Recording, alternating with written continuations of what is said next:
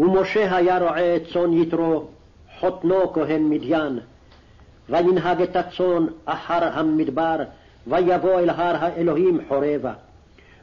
וירא מלאך אדוני אליו בלבת אש מתוך הסנה, וירא והנה הסנה בוער באש, והסנה איננו אוקל.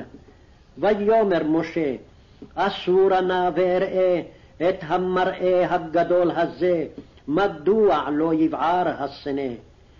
וירא אדוני כי שר לראות, ויקרא אליו אלוהים מתוך הסנה, ויאמר, משה משה, ויאמר הנני.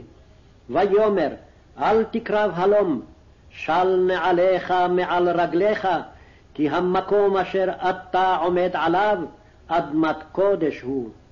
ויאמר, אנוכי אלוהי אביך, אלוהי אברהם, אלוהי יצחק ואלוהי יעקב.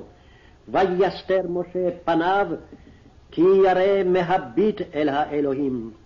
ויאמר אדוני, ראיתי את עוני עמי אשר במצרים, ואת צעקתם שמעתי מפני נוגסיו, כי ידעתי את מכאוביו.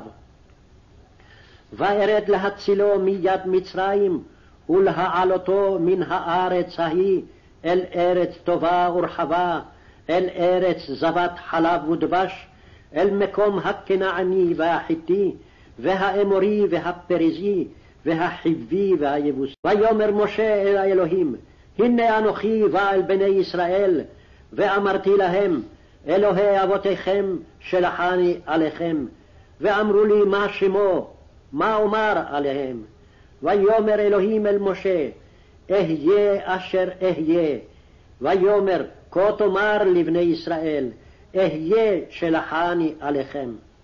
ויאמר עוד אלוהים אל משה, כה תאמר אל בני ישראל, אדוני אלוהי אבותיכם, אלוהי אברהם, אלוהי יצחק ואלוהי יעקב, שלחני עליכם. זה שמי לעולם, וזה זכרי לדור דור.